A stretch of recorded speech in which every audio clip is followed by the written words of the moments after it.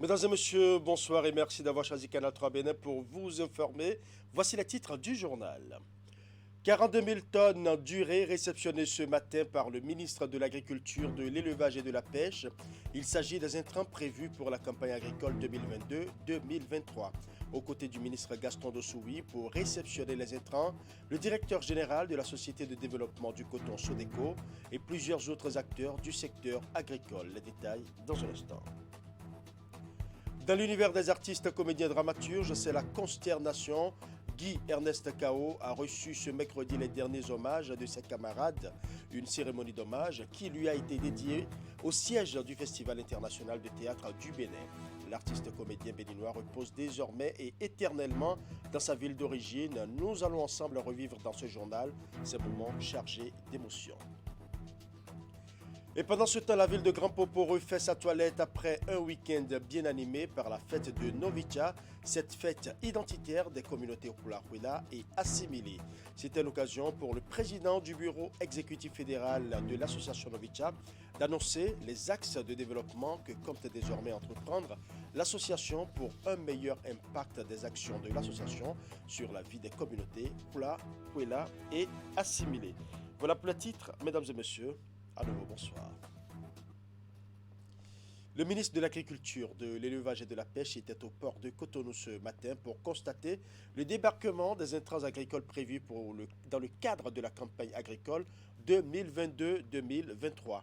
42 000 tonnes d'urée étaient à bord du navire qui a accosté.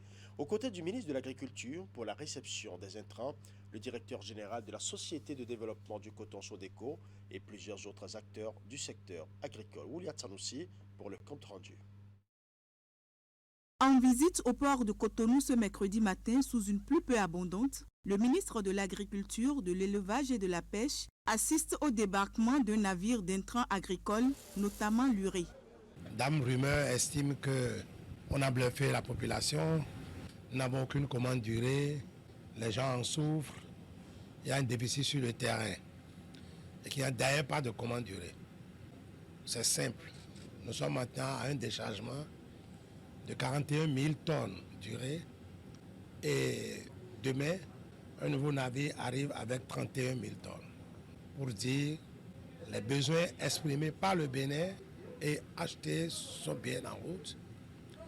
Mieux, au jour d'aujourd'hui, 36 000 tonnes ont été déjà réparties dans les magasins sur le territoire. Il n'y a pas de quoi avoir peur.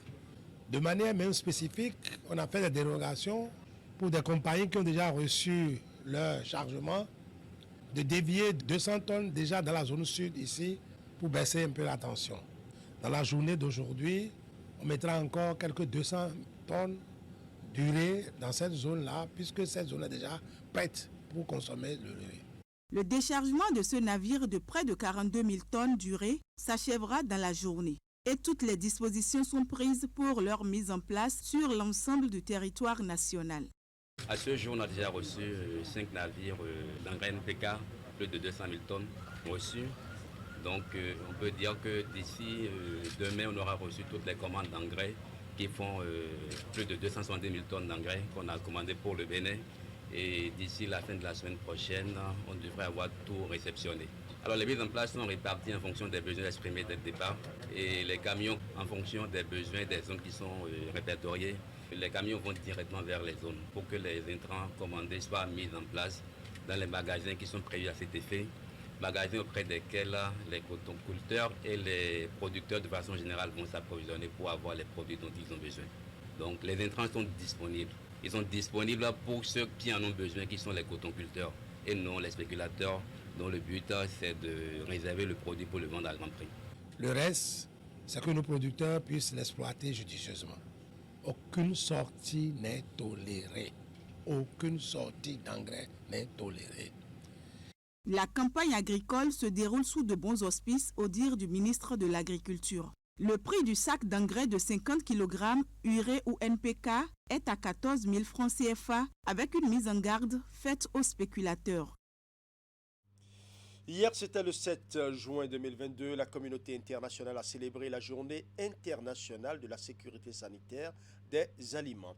C'est une journée instaurée par l'Organisation des Nations Unies pour renforcer la sensibilisation à tous les niveaux afin de promouvoir et faciliter les actions en faveur de la sécurité sanitaire des aliments sur la base de principes scientifiques conformément aux mesures de l'Organisation mondiale du commerce. Le thème retenu pour cette année est intitulé « Des aliments sûrs pour une meilleure santé ». À l'occasion, la secrétaire générale du ministère de l'Agriculture, de l'Élevage et de la Pêche a adressé un message au peuple béninois. Nous allons suivre. Béninoises et Béninois, chers compatriotes, l'honneur m'échoit de m'adresser à vous à l'occasion de la célébration dans notre pays de la 4e édition de la Journée internationale de la sécurité sanitaire des aliments, GISSA 2022. En effet, chaque année depuis le 20 décembre 2018, date de la proclamation par l'Assemblée générale de l'ONU de la Journée internationale de la sécurité sanitaire des aliments, le 7 juin est l'occasion de saluer les nombreux bienfaits d'une nourriture sûre. Ayant pris la mesure de la situation, le Bénin a mené des actions fortes afin d'amoindrir autant que possible les effets néfastes liés à la sécurité sanitaire des aliments. Ainsi, le gouvernement du Bénin, avec à sa tête son Excellence Patrice Guillaume Talon, président de la République, a fait des réformes pour mieux assurer la santé des consommateurs de produits alimentaires, aussi bien pour les hommes que pour les animaux notamment. C'est le lieu de rappeler la réorganisation et l'opérationnalisation de l'Agence béninoise de sécurité sanitaire des aliments, la responsabilisation de l'ABSSA comme autorité compétente unique en matière de certification sanitaire et de qualité des produits agroalimentaires, des denrées alimentaires d'origine végétale, animale et halieutique, aquacole, des aliments pour animaux destinés à l'importation et à l'exportation sur l'ensemble du processus de leur production et de leur mise en marché en République du Bénin. Malgré ces efforts, plusieurs défis liés au renforcement de notre système national de sécurité sanitaire des aliments restent à surmonter. À ce sujet, le ministère de l'Agriculture, de l'Élevage et de la Pêche s'engage à œuvrer en partenariat avec toutes les autres parties prenantes de la sécurité sanitaire des aliments pour rendre sa contribution plus efficace, et ce, en développant les axes d'intervention suivants. 1. Le renforcement des capacités de toutes les structures du système national de sécurité sanitaire des aliments afin de s'assurer que les aliments sont sans danger. 2.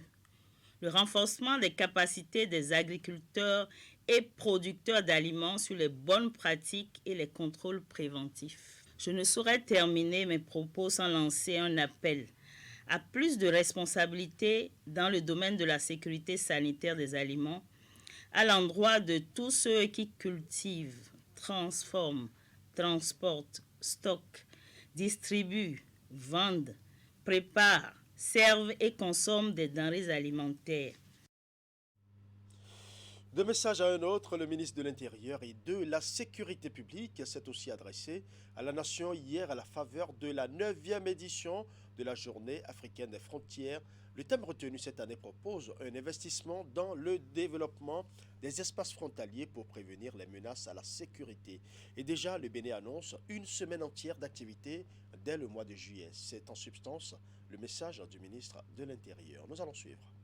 Béninoises et Béninois, chers compatriotes, ce jour, mardi 7 juin 2022, la communauté africaine célèbre la Journée des frontières.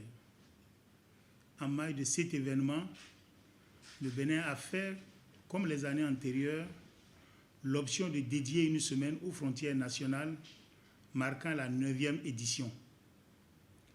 Le thème retenu cette année est investir dans le développement des espaces frontaliers pour prévenir les menaces à la sécurité nationale.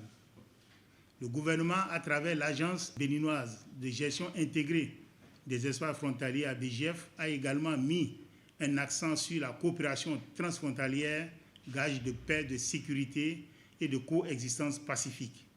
Plusieurs actions ont été menées avec les pays voisins pour faciliter les travaux d'abonnement des frontières. Ainsi, 176 bornes frontières sur 241 ont été reconstruites à la frontière Bénin-Togo. Avec le Niger, la démarcation numérique a été réalisée. Ces actions ont contribué à la résilience des populations frontalières dans la lutte contre l'insécurité aux frontières. Ces avancées ont permis de développer et de renforcer chez nos concitoyens, jadis marginalisés et laissés à eux-mêmes le sentiment d'appartenance à la nation béninoise. Mesdames et messieurs, cette année, l'agence envisage d'organiser la semaine des frontières béninoises dans le mois de juillet. Les activités programmées dans ce cadre sont, entre autres, les consultations médicales foraines, l'installation du cadre de concertation des élus locaux dans l'ère linguistique Nago-Yoruba, l'atelier sur la gestion humanitaire des frontières, la concertation entre les forces de défense et de sécurité et les acteurs frontaliers sur la sécurisation des frontières, l'inauguration d'infrastructures socio-communautaires et le renforcement des capacités des groupements de femmes des localités frontalières. Chers compatriotes, le gouvernement s'attelle, au regard de la situation sécuritaire très préoccupante de la sous-région, à donner plus de ressources à l'agence et aux forces agissantes de la nation pour relever le défi dans les domaines sécuritaires et de la géopolitique. L'actualité cette semaine, c'est aussi le démarrage des épreuves du certificat d'études primaires sur l'ensemble du territoire national. Le top des épreuves a été donné au Collège d'enseignement général de Tchatchou dans la commune de Tchaourou par le ministre des enseignements maternels et primaires.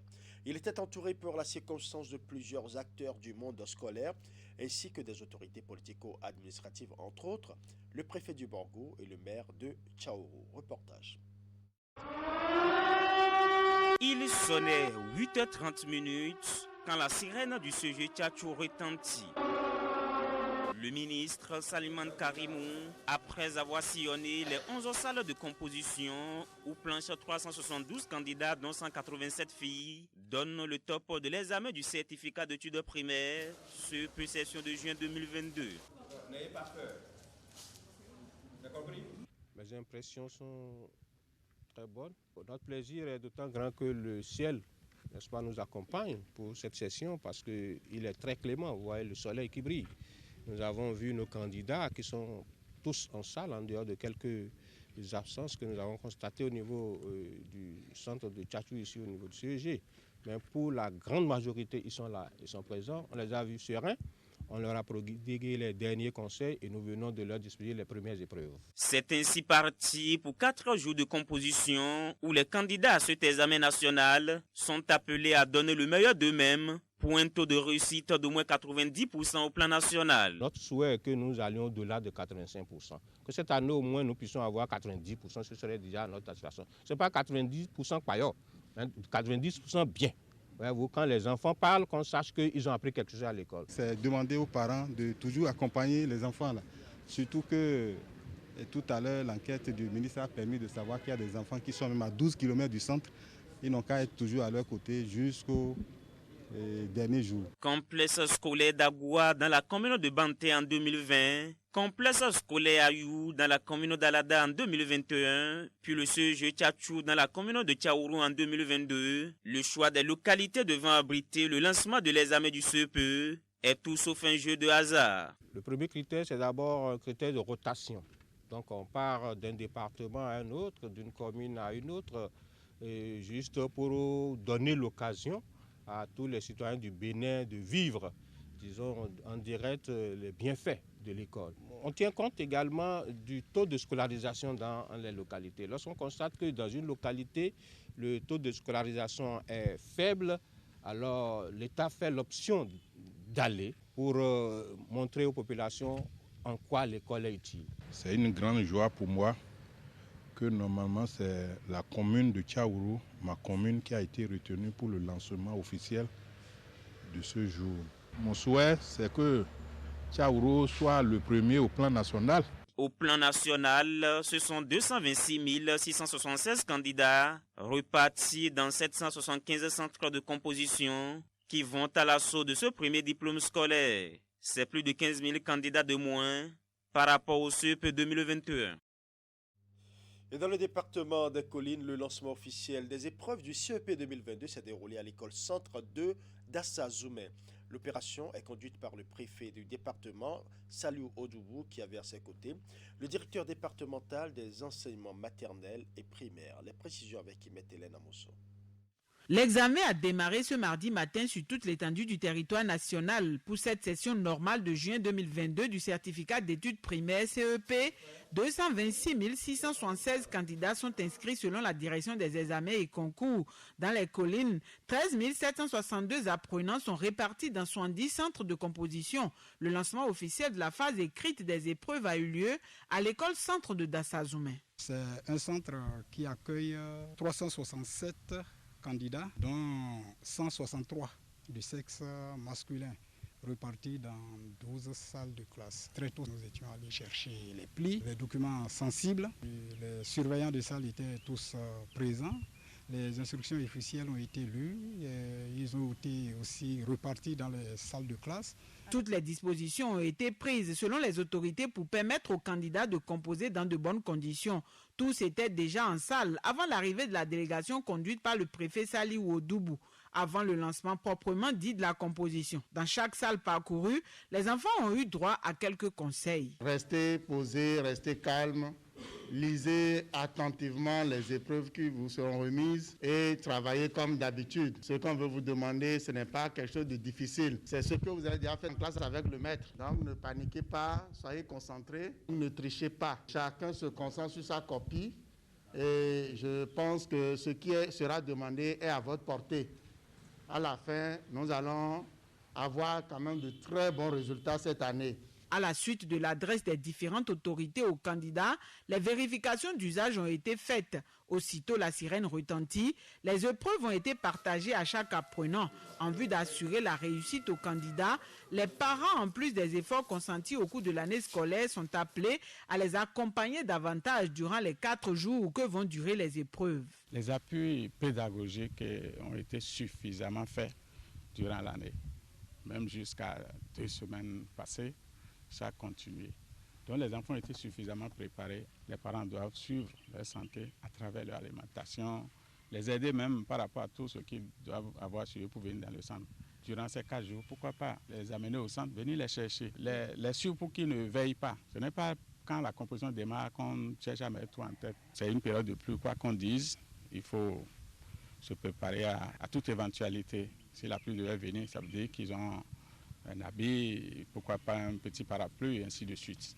Aux surveillants de salle, des mises en garde ont également été faites. Le directeur départemental des enseignements maternels et primaires des collines a rappelé la mission qui leur est dévolue. Il leur a été notifié qu'aucun dérapage ne sera toléré et tout contrevenant subira les rigueurs des tests et lois en vigueur. Une note moins gaie dans ce journal. Il s'agit des derniers hommages rendus à l'artiste comédien et dramaturge Guy Ernest Kao qui repose désormais et éternellement dans sa ville d'origine. L'artiste comédien béninois a rendu l'âme il y a environ 2 semaines après une longue maladie contre laquelle il s'est farouchement battu. Une maladie qui malheureusement finit par avoir raison de lui. Une cérémonie d'hommage lui a été donc dédiée ce mercredi 8 juin 2022 au siège du Festival international de théâtre du Bénin. Nous allons ensemble revivre ces moments chargés d'émotions. Il aura marqué sa carrière de comédien et de dramaturge, Ernest Kao, et l'État le lui rend à travers cette cérémonie d'hommage. Le mercredi 8 juin, dans les locaux du Festival international de théâtre du Bénin, autorités, artistes, dramaturges sont venus lui exprimer pour la dernière fois leur reconnaissance. C'est avec la voix chargée d'émotion que le ministre du Tourisme, de la Culture et des Arts, Jean-Michel Abimbola, exprime toute la douleur du gouvernement. Le rappel à Dieu de notre cher frère Guy Ernest Kao ne nous a pas seulement plongés dans le chagrin. Elle nous prive d'un ami, d'un époux, d'un père de famille. Elle nous arrache aussi, et malheureusement, un artiste brillant, l'un des plus grands interprètes de la scène dramatique de notre pays. Ernest Kao avait rendu l'âme le 25 mai dernier. Cela après une longue lutte contre deux maladies qui ont fini par l'emporter. Ce qui laisse un vide dans le monde des artistes et de ses parents qui manquent de mots à l'occasion. Sa mort ne saurait être rien d'autre qu'une perte pour la nation béninoise tout entière. Vous avez peint tout ce qu'il a été parmi vous. Honnêtement, nous qui sommes sa famille ne connaissions pas ses talents jusqu'à ce point. Le cortège funèbre s'ébranle ainsi pour Ouida, où la dépouille va recevoir les derniers hommages de la famille avant l'inhumation. De la tristesse à la joie, les rideaux sont tombés sur le 101e numéro de la fête de Novicha. Une fois encore, la cité balnéaire de Grand Popo a drainé du monde autour de la fête identitaire célébrée tous les dimanches de Pentecôte. Nous allons revivre les temps forts de cette fête avec Geoffroy Messin. La 111e édition de la fête de Novicha ou Novichagbe a eu lieu avec fête à Grand Popo.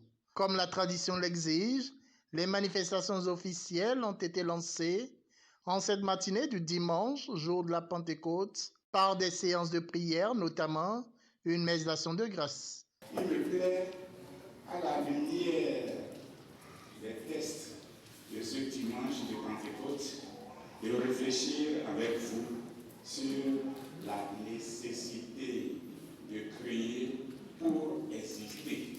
Après la messe, la cérémonie officielle de lancement des festivités a eu lieu sur les bords de l'océan Atlantique, à quelques encablures de la place Novicha. L'association Novicha nourrit de grandes ambitions axées essentiellement sur les projets de développement et pour plus de cohésion et d'amour au sein de nos communautés respectives, pour le Bénin et pour la diaspora. Novicha en Minan, Frères Unis, est la rencontre culturelle des peuples Hula, Huila et assimilés pour célébrer l'unité et la fraternité. L'association Novicha a été fondée en 1921. Nous sommes venus ce jour magnifier et promouvoir les valeurs de fraternité, d'union, de solidarité, d'amour et de paix. Telles sont les valeurs cardinales prônées par l'association Novicha. Les fils et filles Hula et Kweda du Bénin et de la diaspora s'évertuent depuis plus de 100 ans à vivifier en leur sein, ensemble avec leurs amis et sympathisants de Novicha. Honorables invités, mesdames et messieurs, chers frères et sœurs, au sortir du centenaire de Novicha et à l'entame du bicentenaire de notre association, nous nous devons de nous sentir interpellés par les questions touchant la vie, le fonctionnement, les actions et l'avenir de Novicha. En prélude à cette journée du dimanche, certaines activités ont été organisées. Il s'agit entre autres d'une exposition, des remises de dons, une conférence débat et bien d'autres activités culturelles et sportives. Au bout de 100 années, plus une, le pari est largement gagné. Chers frères, très chers invités, un nouveau siècle commence pour notre association, votre association.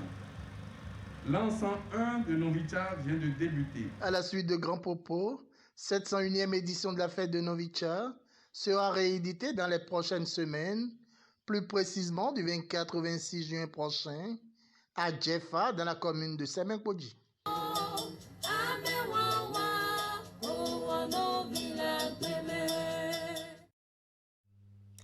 Eh bien, la dernière ligne droite de cette fête a permis au président du bureau exécutif fédéral de l'association Novicha d'annoncer au public les axes de développement que compte désormais entreprendre l'association pour un meilleur impact des actions sur la vie des communautés Hula, Huila et assimilées.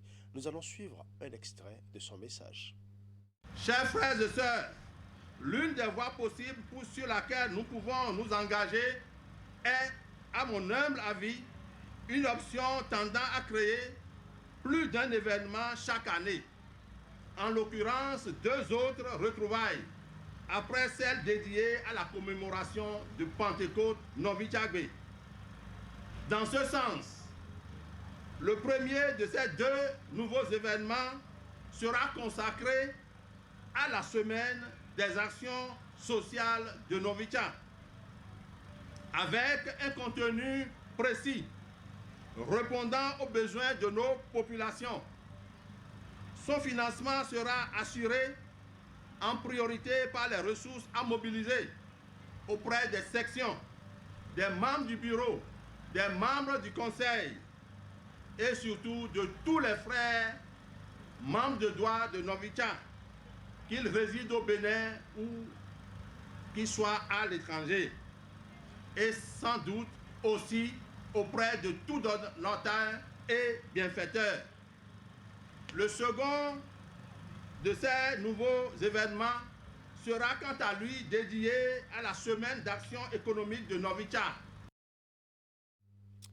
Ainsi se referme ce journal que je vous remercie d'avoir suivi. Bonne suite des programmes en compagnie de Canal 3 Bénin.